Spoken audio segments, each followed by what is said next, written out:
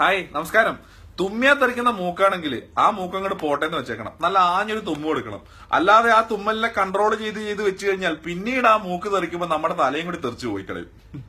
അങ്ങനെ ആർക്കെങ്കിലും വേണ്ടിയിട്ട് തെറിപ്പിച്ച് കളയാനുള്ളതല്ലല്ലോ നമ്മുടെ തല, അല്ലെ? ഞാൻ RJ സൂരജ് ദോഹയിൽ നിന്ന് ഇപ്പൊ കുവൈത്തിൽ നിന്നാണ് സംസാരിക്കുന്നത്.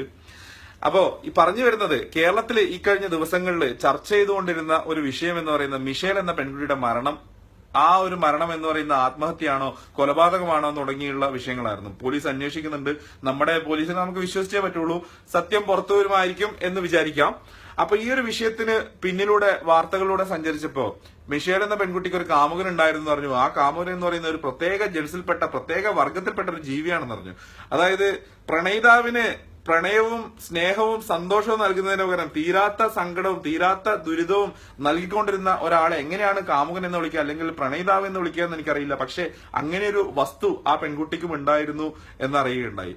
അതായത് ഈ പെൺകുട്ടിയെ മറ്റൊരാളോട് സംസാരിക്കാൻ അനുവദിക്കില്ല, അതുപോലെ തന്നെ വാട്സപ്പ് ഉപയോഗിക്കാൻ സമ്മതിക്കില്ല, ഫേസ്ബുക്ക് ഉപയോഗിക്കാൻ സമ്മതിക്കില്ല, പെൺകുട്ടികളോട് കൂടെയുള്ള കൂട്ടുകാരികളോട് പോലും അധിക നേരം സംസാരിക്കാൻ സമ്മതിക്കില്ല. ഏതെങ്കിലും ഒരു ആൺകുട്ടിയെ അറിയാതെങ്കിലും വഴി ചോദിക്കാനെങ്കിലും അടുത്തു പോയി കഴിഞ്ഞാൽ അതോടെ സംശയത്തിന്റെ തീരാത്ത ദുരിതവും കൊണ്ട് ആ പെൺകുട്ടിയുടെ പുറകെ ടോർച്ചർ ചെയ്യുന്നു. അങ്ങനെയുള്ള ഒരു അവസ്ഥയിലുള്ള ഒരു കാമുകൻ. ഇതിനൊക്കെ എങ്ങനെയാണ് പ്രണയം എന്ന് വിളിക്കുക എന്ന് എനിക്കറിയില്ല. പക്ഷെ നിർഭാഗ്യവശാൽ ഇത്തരത്തില് സംശയത്തിന്റെ നൂൽപാലത്തിനിടയിലൂടെ പ്രണയം മുന്നോട്ട് കൊണ്ടുപോയിക്കൊണ്ടിരിക്കുന്ന ഒരുപാട് കമിതാക്കള് നമ്മുടെ ഇടയിൽ ഉണ്ട് എന്നുള്ളതാണ് സത്യം. ഒരു 60% റിലേഷൻസിലും മിക്കവാറും ഒന്നുകിൽ കാമുകന് അല്ലെങ്കിൽ കാമുകിക്ക് തമ്മിൽ അങ്ങോട്ടും ഇങ്ങോട്ടും സംശയം ഉണ്ടാവും. അപ്പോ തമ്മിൽ നിങ്ങൾ ആലോചിച്ച് നോക്കിയാൽ മതി. ഫേസ്ബുക്കിന്റെ പാസ്വേഡ് അങ്ങോട്ടും ഇങ്ങോട്ടും ചോദിച്ചിട്ടില്ലാത്ത എത്ര കാമുകന്മാരുണ്ട്, എത്ര കാമുകിമാരുണ്ട് നമ്മുടെ ഇടയിൽ എന്നുള്ളത് കണക്കെടുത്ത് നോക്കുമ്പോൾ തന്നെ സംശയത്തിന്റെ ആഴം മനസ്സിലാവും. തീർച്ചയായിട്ടും എനിക്കും പ്രണയം ഉണ്ടാവും, അപ്പോൾ തീർച്ചയായിട്ടും എനിക്കും സംശയം ഉണ്ടാവും. ഈ സംശയം എന്ന് പറയുന്നതിന് ഒരു പരിധിയുണ്ട്. സംശയം എന്ന് പറയുന്നത് നമ്മുടെ എല്ലാവർക്കും ഉണ്ടാവുന്ന സംഭവമാണ്. അത് വലിയൊരു തെറ്റായിട്ടുള്ള കാര്യമൊന്നുമല്ല. അത് നമ്മുടെ മനുഷ്യന്മാർക്ക് ജന്മസഹജമായിട്ടുള്ളതാണ്. അപ്പോ ഈ സംശയത്തിനുണ്ട് ഒരു പരിധി. നമ്മൾ സംശയിക്കുന്നത് മറ്റൊരു വ്യക്തിയാണെന്നും ആ വ്യക്തിക്കും ഒരു ചിന്തിക്കാനുള്ള തലച്ചോറും പ്രവർത്തിക്കാനുള്ള ശരീരം ഉണ്ടെന്നുള്ളത് നമ്മൾ മനസ്സിലാക്കണം. അതുകൊണ്ട് തന്നെ അയാളെ ഒരു റോബോട്ടിന്റെ മാതൃകയിലേക്ക് മാറ്റാനുള്ള നമ്മുടെ ശ്രമങ്ങൾ തീർച്ചയായിട്ടും തെറ്റായിട്ടുള്ള രീതിയാണ്. പ്രോഗ്രാം ചെയ്ത ഒരു റോബോട്ട് നടക്കുന്ന പോലെ നമ്മുടെ ഇഷ്ടമുള്ള പോലെ മറ്റൊരു വസ്തു നടക്കണം, മറ്റൊരു വ്യക്തി നടക്കണമെന്ന് ചിന്തിക്കുന്നത് അങ്ങേയറ്റം തെറ്റായിട്ടുള്ള കാര്യമല്ല എന്ന് ചിന്തിക്കേണ്ടതുണ്ട്. അപ്പൊ അങ്ങനെയാണ് നമ്മുടെ ജീവിതം മുന്നോട്ട് പോകുന്നുണ്ടെങ്കിൽ സ്വന്തം പ്രണയം, സ്വന്തം ജീവിതം ഓരോ നിമിഷവും അനലൈസ് ചെയ്തുകൊണ്ടിരിക്കണം. കാരണം ഞാനൊരു വ്യക്തിയാണ്, എനിക്ക് എന്റേതായിട്ടുള്ള സ്വാതന്ത്ര്യമുണ്ട്. അപ്പൊ ഞാൻ ഇപ്പോ മറ്റൊരാൾ വരച്ച വരയിലൂടെയാണ് നടക്കേണ്ടി വരുന്നതെന്ന് തോന്നുന്നുണ്ടെങ്കിൽ അവിടെ നമുക്ക് തെറ്റിക്കൊണ്ടിരിക്കുകയാണ്, നമ്മുടെ ട്രാക്ക് മാറിക്കൊണ്ടിരിക്കുകയാണ്. എത്രത്തോളം കൂട്ടിക്കെട്ടി ഏച്ചുകെട്ടി മുഴപ്പിച്ച് ഇതൊരു വിവാഹത്തിലെത്തിയാലും 1-2 കൊല്ലത്തിനുള്ളില് ഈ ഒരു സ്വഭാവത്തിന്റെ എക്സ്ട്രീമിലെത്തുകയും അത് അടിച്ചു പിരിഞ്ഞിട്ട് മൂലക്കാവുകയും ചെയ്യുന്നുള്ള കാര്യത്തിൽ ഒരു സംശയവും വേണ്ട. അപ്പോ പ്രണയം പൊളിച്ച് കൈത്തരാൻ വേണ്ടി പറയുന്നില്ല, പക്ഷെ അതായിരിക്കും ഭൂരിഭാഗത്തിന്റെ യാഥാർത്ഥ്യം. ഈ സംശയരോഗം ഇപ്പോഴേ ഉള്ള ഒരാളുടെ സംശയവും കല്യാണത്തിന് ശേഷം മാറാൻ പോകുന്നില്ല. അത് ഉറപ്പായിട്ടുള്ള കാര്യമാണ്. അപ്പോ അത്തരത്തിലുള്ള ഒരു റിലേഷനിലേക്ക് പോകുന്നതിന് മുമ്പ് ആട്ടിലേക്ക് അച്യുതാ ചാടല്ലേ എന്ന് പറയുന്ന പോലെ ജസ്റ്റ് അനുഭവത്തിന്റെ വെളിച്ചത്തിൽ കേട്ട കഥകളുടെ പശ്ചാത്തലത്തിൽ പറയുന്നതേ ഉള്ളൂ.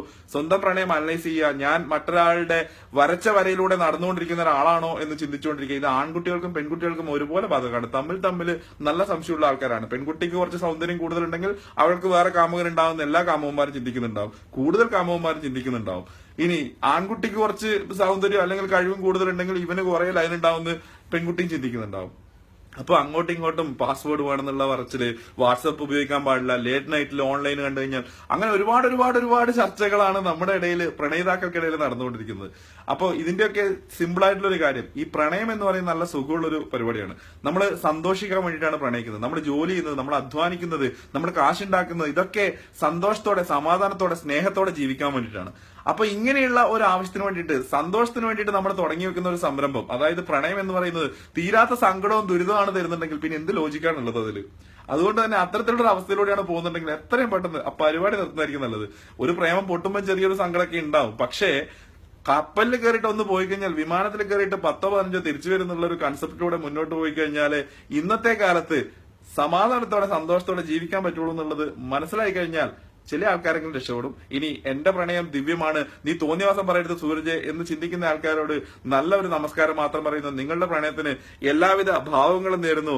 ഇനി നമ്മുടെ നാട്ടില് മിഷേലുമാർ ആവർത്തിക്കാതിരിക്കട്ടെ. അത്തരത്തിലുള്ള പ്രണയങ്ങളിൽ അകപ്പെട്ടു പോകുന്ന അല്ലെങ്കിൽ പ്രണയം കൊണ്ട് തീരാ ദുരിതം അനുഭവിക്കുന്ന സ്ത്രീകള്, പുരുഷന്മാര്, കുട്ടികള് ഉണ്ടാവാതിരിക്കട്ടെ എന്ന ആഗ്രഹം കൂടി, പ്രാർത്ഥന കൂടി പങ്കുവെക്കുന്നു. എല്ലാവിധ ആശംസകളും എല്ലാ പ്രണയിതാക്കൾക്കും അർപ്പിച്ചുകൊള്ളുന്നു. നന്ദി, നമസ്കാരം.